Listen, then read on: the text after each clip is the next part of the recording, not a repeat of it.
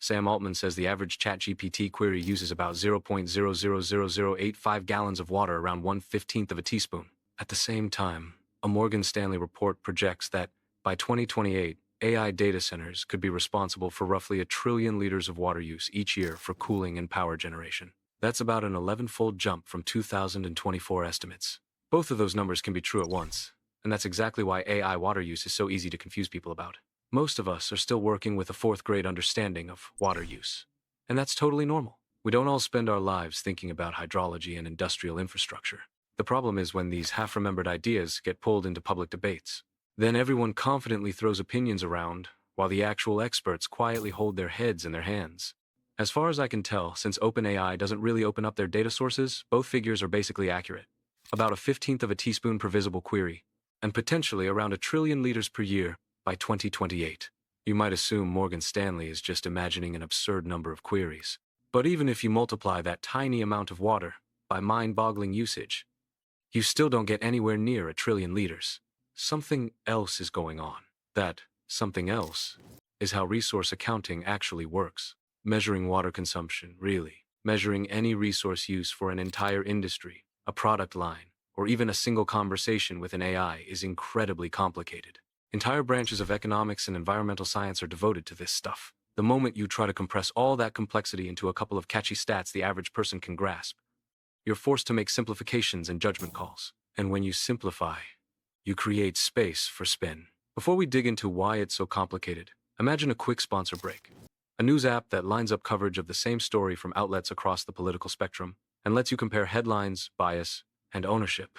The point of tools like that is to show how easily narratives can be framed in different ways, exactly what happens with AI water numbers. Back to the problem. Why do data centers use water at all? The chips doing the AI computations get hot. Performance drops and hardware wears out faster when they overheat. So operators need to keep everything cool to squeeze out maximum performance per dollar. One of the most efficient ways to do that is evaporative cooling using water. In many facilities, clean water is sprayed or run through cooling towers where it evaporates and carries heat away. Some sites reuse water or draw on non-potable supplies, but a lot of them still rely heavily on fresh municipal water, the same treated water that flows to homes and businesses. That's important because municipal water is a specific type of water. It's been cleaned, pumped, and delivered through expensive infrastructure that has limits. No one is destroying water in a cosmic sense. The vapor eventually falls somewhere as rain.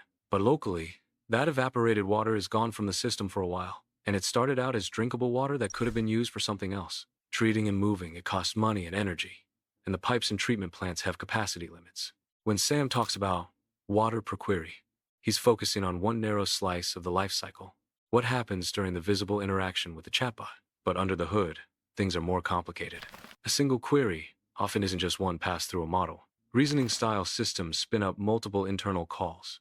They check work, branch into follow-up prompts, hit search tools, and combine results. One user question can trigger a mini-swarm of hidden requests. So that 1/15 of a teaspoon might already need to be multiplied several times. Even then, the bigger omission is everything that happens before you ever type a prompt. Models don't appear out of thin air. Training runs for weeks or months on huge GPU clusters, burning through electricity and cooling water. According to some university estimates, training can account for around half of an AI system's total resource footprint. You can't honestly separate that from the queries. Without training, there is no model to talk to. So, if you really want to talk about water per conversation, you have to decide how to spread that huge upfront cost across billions or trillions of future queries. Do you include all the training that led up to the current generation of models? Only the latest runs?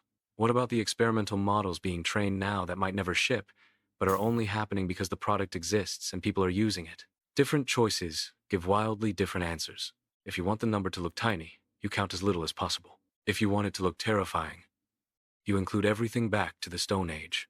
Both approaches can be defended with plausible-sounding logic. The only hidden piece. Data centers consume massive amounts of electricity. Power plants, especially fossil and nuclear plants, use large amounts of water too. Thermoelectric plants work by heating water into steam, running it past turbines, then cooling and condensing it again using more water. According to the U.S. Geological Survey, electricity generation accounts for roughly 40% of all freshwater withdrawals in the country. Most of that water isn't municipal drinking water, and most of it is returned to rivers, lakes, or the ocean. Although a small percentage evaporates and waste heat can stress ecosystems. Some analyses that want AI to look like a monstrous water hog allocate portions of that power plant withdrawal to AI data centers. They take the mix of electricity sources feeding the centers, look at how much comes from thermal plants, and then attribute a proportional chunk of those plants' water use to AI, sometimes counting all intake, not just evaporated loss. Is that wrong? Not necessarily. But it's a different kind of water use than the treated drinking water that flows through city pipes, and mixing them together without explanation is misleading. On top of that, there's the water used to manufacture AI hardware like NVIDIA GPUs. Chip fabs use extremely pure water, scrubbed of almost every impurity. The volumes are smaller compared to cooling, but that water is much more energy intensive to produce than standard tap water. It's another piece of the life cycle that almost never shows up in simple stats. So when Sam gives a tiny number, he's zooming in on one piece and ignoring most of the rest. When others present giant global totals, they may be lumping together municipal water, industrial process water, and power plant withdrawals into one scary headline number. Both sides can tell a story that's technically defensible and practically misleading. The deeper point is that water isn't uniform. It matters what kind of water you're using, where you're using it, and what system it strains. Pulling treated drinking water from a city's network is different from circulating river water through a power plant. Drawing from a stressed watershed in the desert is different from using non-potable or recycled water in a rainy climate. Every region has a finite hydrological budget. Only so much water can be taken from aquifers, rivers, or reservoirs without doing real damage. In some places, that budget is already maxed out. In others, there's still slack. A data center sucking municipal water in a dry city may be a terrible idea. A similar facility using recycled wastewater or non-potable supplies in a wet climate might be far less of a problem.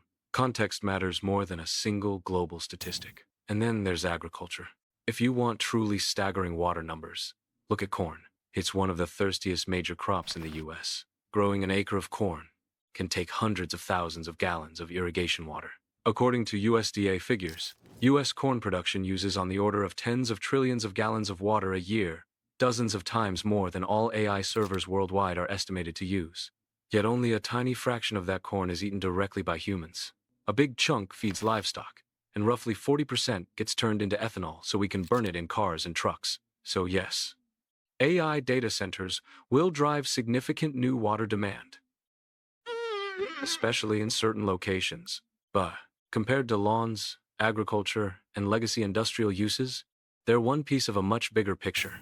All of this complexity leads to two big takeaways. First, it's incredibly easy to mislead people with simple numbers. You can make AI look harmless by ignoring training and power, or make it look apocalyptic by counting every gallon that ever touched a turbine. Second, none of us, myself included, really grasp every angle of this. Even people with environmental science backgrounds are constantly learning new details. Meanwhile, there are specialists whose full-time job is to plan, regulate, and optimize these systems, and even they argue among themselves. Add on top of that another layer: the massive expansion of AI infrastructure being planned right now. Tech giants are spending well over $100 billion a year on new data centers and hardware, betting that demand for compute will keep soaring. If that bet is wrong, if the usefulness or economics of ever larger models don't pan out, we're left with a different kind of problem. A huge capital bubble tied to optimistic stories about AI's future. We can't perfectly predict what happens next. We can't even get everyone to agree on what's happening now. But we can say this: resource accounting is messy. Incentives to spin the story are strong. And when you hear a simple, confident claim about AI's water use, whether it sounds reassuringly tiny or catastrophically huge, it's probably only telling you a small part of the truth. So when you see a headline about AI drinking all our water, remember, the story is way more complicated than one scary number. If this helped you see the nuance a bit more clearly, do me a favor. Hit like, so YouTube knows this type of deep dive is worth showing to more people. If you've got a hot take on AI, water, or whether this whole build-out even makes sense, drop it in the comments. I read as many as I can, and I'd love to hear your perspective. And if you want more breakdowns like this, where we slow things down, unpack the numbers, and actually look at what's real, subscribe to the channel, and turn on notifications so you don't miss the next one. Thanks for watching. Take care of your brain, take care of your planet, and I'll see you in the next video.